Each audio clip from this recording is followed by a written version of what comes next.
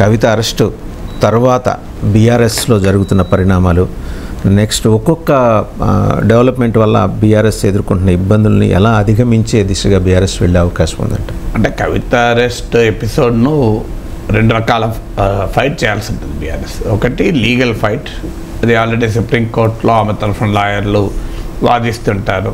Arrest చేయమని సుప్రీంకోర్టుకు చెప్పారు కదా, ఎలా అరెస్ట్ చేశారు. సో ఇలా రకరకాల ఆస్పెక్ట్స్తో సుప్రీంకోర్టులో ఆ లీగల్ ఫైట్ నడుస్తుంది. సో అది చూద్దాం ఏ రకంగా పిఎంఎల్ఏ చట్టానికి ఉన్న ప్రత్యేక అధికారాలు నార్మల్ సిఆర్పిసికి పిఎంఎల్ఏకు మధ్య కనుక ఇన్కన్సిస్టెన్సీ ఉంటే పిఎంఎల్ఏనే చెల్లుతుంది. అందువల్ల నార్మల్ సిఆర్పిసితో లింక్ చేసి పిఎంఎల్ఏ చట్టం కింద ఉండేటువంటి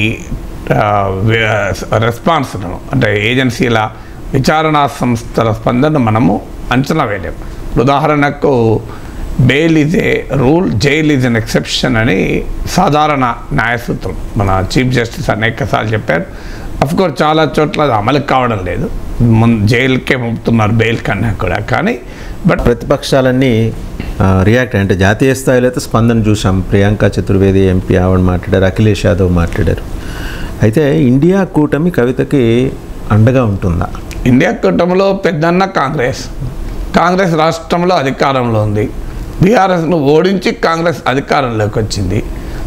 కాంగ్రెస్ బీజేపీ కలిసి బీఆర్ఎస్కు నష్టం చేస్తున్నాయి, కవితను అరెస్ట్ చేయించారని ఆల్రెడీ బీఆర్ఎస్ నేతలు విమర్శిస్తున్నారు. ఇలాంటి సమయంలో కాంగ్రెస్ ఎందుకు అనుకూలంగా రియాక్ట్ అవుతుంది? కాంగ్రెసే కదా డిమాండ్ చేసింది కవితను అరెస్ట్ చేయమని. కాంగ్రెస్కు ప్రధాన ప్రత్యర్థి బీఆర్ఎస్. అందువల్ల ఇండియా కూటమిలో పెద్ద నాయకత్వంలో ఉన్న కాంగ్రెస్ పార్టీ కేసీఆర్కు కుటుంబానికి అండగా వచ్చే అవకాశమే లేదు. ఎందుకంటే దేశవ్యాపితంగా కూడా బీజేపీ మిత్రులను ఎవరిని కేసీఆర్ కలవలే. దేశమంతా తిరిగి ఫెడరల్ ఫ్రంట్ అని అది ఇది మాట్లాడినప్పుడు కాంగ్రెస్ పార్టీ మిత్రుల్ని, కాంగ్రెస్ పార్టీకి ఆ మిత్రులు కావలే వచ్చే అవకాశం ఉన్న వాళ్ళే కలిశారు. సో అప్పటి నుంచి కాంగ్రెస్కు అనుమానం ఏంటంటే మోడీ మిషన్లో భాగమే కేసీఆర్ దేశమంతా తిరుగుతున్నాడు అన్నట్లుగానే కేసీఆర్కు మిత్రుడుగా ఉన్న కుమారస్వామి ఎన్డీఏలోనే చేరిపోయాడు. సో అందువల్ల కేసీఆర్ కలిసిన విపక్ష నేతల జాబితా చూస్తే దేవగౌడ, కుమారస్వామి ఇప్పుడు ఆల్రెడీ ఎన్డీఏలో ఉన్నారు, నితీష్ కుమార్ ఎన్డీఏలో ఉన్నారు, అఖిలేష్ యాదవ్, మమతా బెనర్జీ, స్టాలిన్, శరద్ పవార్, మీకు ఉద్ధవ్ ఠాక్రే, అరవింద్ కేజ్రీవాల్, పినరాయి విజయన్, వీళ్ళందరూ కూడా ఆల్రెడీ బీజేపీకి వ్యతిరేకంగా ఉన్నవాళ్ళు. ఇందులో కొత్తగా కేసీఆర్ వెళ్ళి ఆంధ్రప్రదేశ్ రాజకీయాల్లోకి వస్తే కనుక కడపలో YS Jagan family versus Viveka కుటుంబం ఇది ఉధృతి పెరిగింది. అలా కూడా చెప్పలేం. వైఎస్ జగన్ ఫ్యామిలీలో షర్మిల కూడా వస్తారు కదా, షర్మిల వివేకా ఫ్యామిలీతో ఉన్నారు. So Jagan versus rest of the ఫ్యామిలీగా ఉండే సూచనలు కనబడుతున్నాయి. ఒక రకంగా వైఎస్ రాజశేఖర రెడ్డి వారసత్వంతో జగన్ ఆంధ్రప్రదేశ్లో రాజకీయం చేస్తుంటే వివేక వారసత్వంతో అక్కడ కడపలో పోటీ పడే సూచన కనబడుతుంది. అందులో వైఎస్ వారసత్వం కూడా మాదే అని చెప్తూ, సో జగన్ వర్సెస్ వివేక కుటుంబము అనేది చాలా క్లియర్గా కనబడుతుంది. ఎందుకంటే చూస్తుంటే ఇప్పుడు సునీత పోటీ చేస్తుందా, లేదా వివేకానంద రెడ్డి సతీమణి పోటీ చేస్తుందా, సౌభాగ్యమ్మ గారు ఆమె కూడా వచ్చి రియాక్ట్ అయ్యారు. సో షర్మిల క్లియర్గా ఈ విషయంలో నేను సునీతతో ఉంటాను, మొదట్లో కూడా ఆమె అనుకూలంగానే సునీతకు అనుకూలంగా వివేక హత్య పైన అనుమానాలు వ్యక్తం చేస్తూనే షర్మిల కూడా మాట్లాడారు. షర్మిల, సునీత, అలాగే మీకు వివేకానంద సతీమణి సౌభాగ్యమ్మ. ఇక మిగిలింది ఎవరు? అటువైపు జగన్ మిగిలాడు, జగన్ సతీమణి భారతి గారి బంధువులు ఉన్నారు. ఇప్పుడు భాస్కర్ రెడ్డి, అవినాష్ రెడ్డి వీళ్ళంతా అటువైపు బంధువులు. సో ఇక విజయమ్మ ఎలా రియాక్ట్ అవుతారో అనేది ఇప్పుడు ఇందులో కీలకమైన అంశం. సో విజయమ్మ ఏ రకంగా రియాక్ట్ అవుతారు? ఎందుకంటే విజయమ్మ తరఫున ఉన్న బంధువులు సుబ్బారెడ్డి కానీ వీళ్ళు కానీ, అలాగే భారతి గారి తరఫున ఉన్న బంధువులు జగన్తో ఉన్నారు.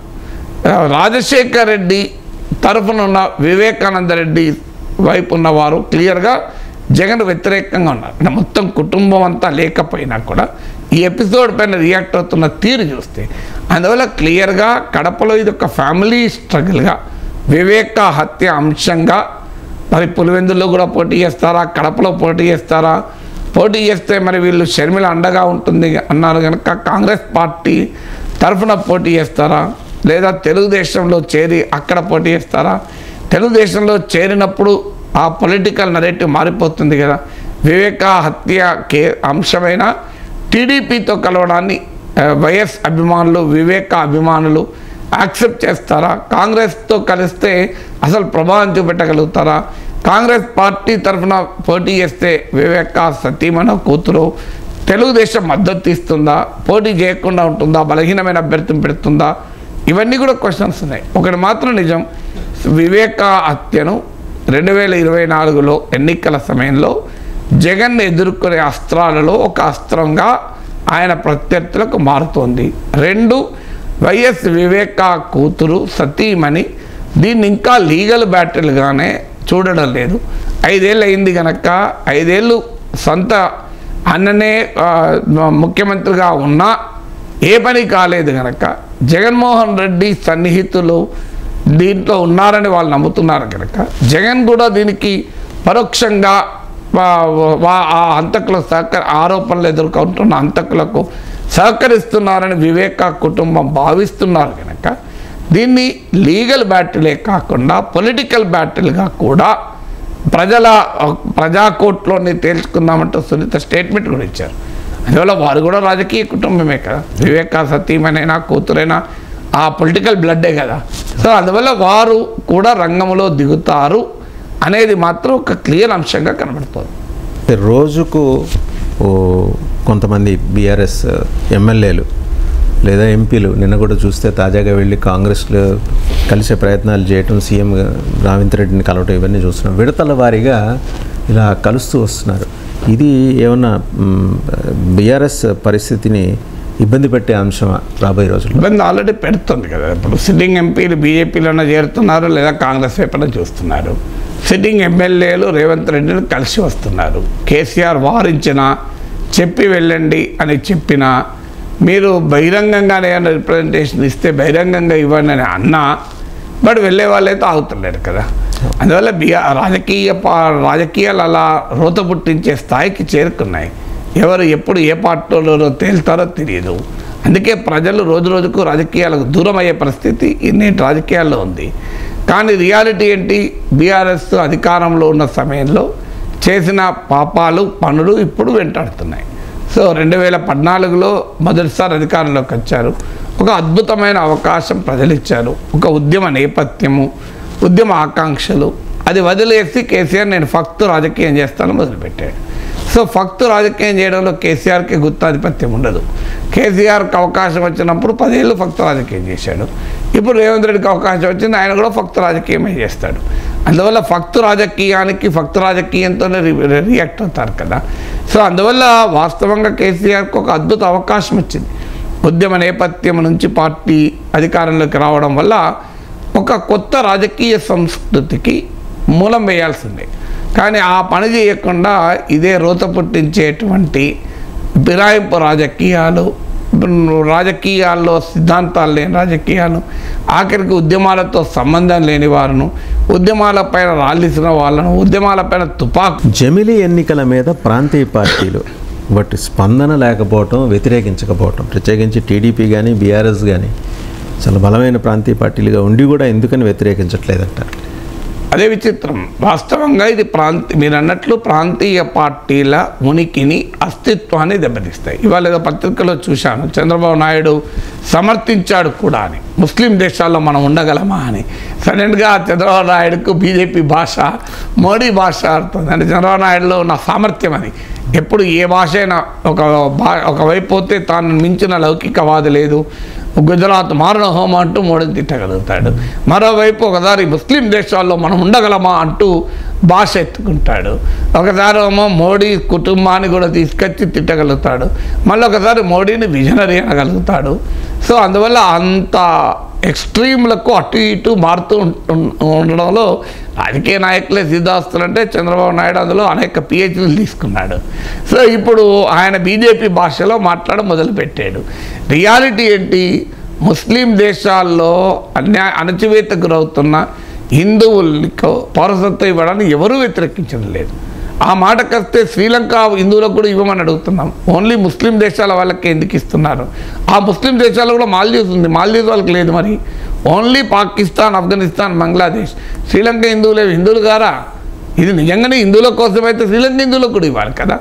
ఈ చట్టంలో శ్రీలంక హిందువులు ఇవ్వడం లేదు. చంద్రబాబు నాయుడు బహుజన్ సమాజ్ పార్టీకి 2 లోక్సభ సీట్లు వాళ్ళ ఒప్పందంలో భాగంగా ఇస్తున్నారు. ఒకటి హైదరాబాద్, 2 నాగర్ కర్నూలు. నాగర్ కర్నూలు నుంచి ఆర్ఎస్ ప్రవీణ్ కుమార్ గారు బీఎస్పీ రాష్ట్ర అధ్యక్షులు తెలంగాణ, వారే పోటీ చేస్తున్నారు. ఈ ఒప్పందంని ఎలా చూస్తారు? 17 సీట్లలో 2 సీట్లు, 2 సీట్లు అంటే హైదరాబాద్ సీట్లు కిందకే రాదు. వాస్తవంగా 1 సీట్ అంటే నెంబర్ కొరకు 2 ఇస్తున్నారు. ఎందుకంటే హైదరాబాద్లో బీఆర్ఎస్కు ఆల్రెడీ ఓ మిత్రపక్షం ఉంది, ఎంఐఎం. సో అనేక సార్లు కేసీఆర్ ఓపెన్గానే చెప్పాడు ఎంఐఎం మా మిత్రపక్షం అని. ఓవైసీ ఓపెన్గా కేసీఆర్కి అనుకూలంగా, ఎంఐఎంకి అనుకూలంగా అసెంబ్లీ ఎన్నికల్లో బీఆర్ఎస్ నేతల కన్నా గట్టిగా ప్రచారం చేశాడు. అయితే ఇప్పుడు మారిన రాజకీయ పరిణామాల్లో కొంత కాంగ్రెస్ వైపు దగ్గరగా అవుతున్నారు. కానీ ఇప్పటికీ కూడా బీఆర్ఎస్ ఎంఐఎం పట్ల స్నేహపూర్వక సంబంధాలే ఉన్నాయి. అలా అందువల్ల హైదరాబాదులో ఓవైసీని ఓడించడానికి బీఆర్ఎస్ ఏం కంకణం కట్టుకోలేదు.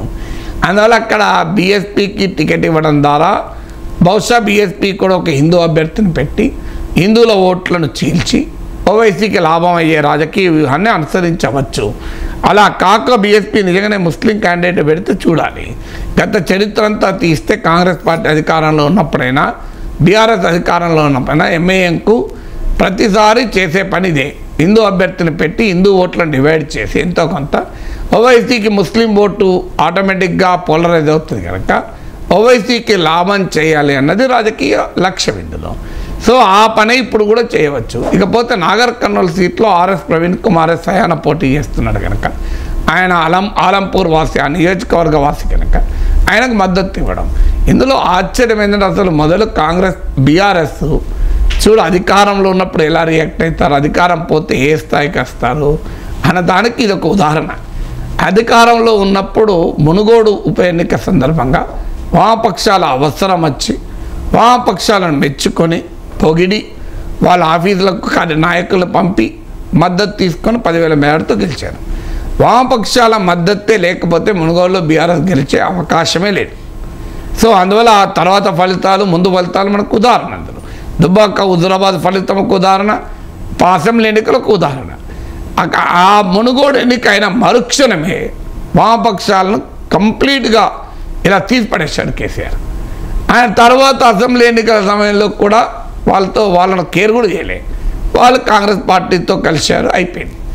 ఇప్పుడు బీఎస్పీతో వామపక్షాలతో పోలిస్తే బీఎస్పీకి ఏమీ రాష్ట్ర వ్యాప్త ప్రభావం ఉన్నది కాదు. ఆర్ఎస్ ప్రవీణ్ కుమార్కు ఉన్న వ్యక్తిగత గుర్తింపు, ఆయన చేసిన కృషి ఫలితంగా ఆయనకు ఓట్లు రావచ్చు. కానీ రాష్ట్రం అంతా బలమైన కార్యకర్తలు, శ్రేణులు ఉన్న పార్టీ ఏం కాదు. ఇప్పుడు బీఎస్పీ కోసం దిగి వచ్చి బీఎస్పీతో పొత్తు కాదు, వాళ్ళకు 2 ఎంపీ సీట్లు ఇస్తాం, 2 ఎమ్మెల్యే సీట్లు వామపక్షాలకు ఇవ్వడానికి అంగీకరించని బీఆర్ఎస్ ఇవాళ 2 ఎంపీ సీట్లు బీఎస్పీకి ఇస్తాం. బహుశా వామపక్షాలతో పొత్తు కంటిన్యూ అయ్యి ఉంటే వాళ్ళకు ఇద్దరు కలిసి 5-6 చేసుకోండి అనేవాడేమో. ఎందుకంటే ఎంత తగ్గించుకుంటే అంత తలనొప్పి, అభ్యర్థులు దొరుకుతలేరు, ఉన్న అభ్యర్థులు టికెట్లు ఇస్తే వాళ్ళు పారిపోతున్నారు. ఈ గందరగోళంగా మిత్రపక్షాలకు ఇచ్చినట్టు ఉంటుంది. మనకి ఇంట్లో మిగిలితే దానం చేస్తాం చూడండి. సో ఇంట్లో మిగిలింది, అందరు భోజనాలు అయిపోయినాయి, ఇంకా చాలా మిగిలిపోయింది, ఎందుకు వేస్టేజ్లు డస్ట్బిన్ లేదు కానీ దానం చేస్తున్నాం అనుకునే బిహేవియర్ ఉంటుంది. సో ఇది కూడా ఆ రకమైన బిహేవియరే. అంటే బలంగా ఉన్నప్పుడు మాత్రం 1 సీటు మిత్రపక్షానికి ఇవ్వము, బలహీనపడ్డాక తీసుకో అనుకొని ఎన్ని వదిలేసుకుంటే అంత నయమనే యాటిట్యూడ్ బీఆర్ఎస్ ప్రదర్శిస్తుంది.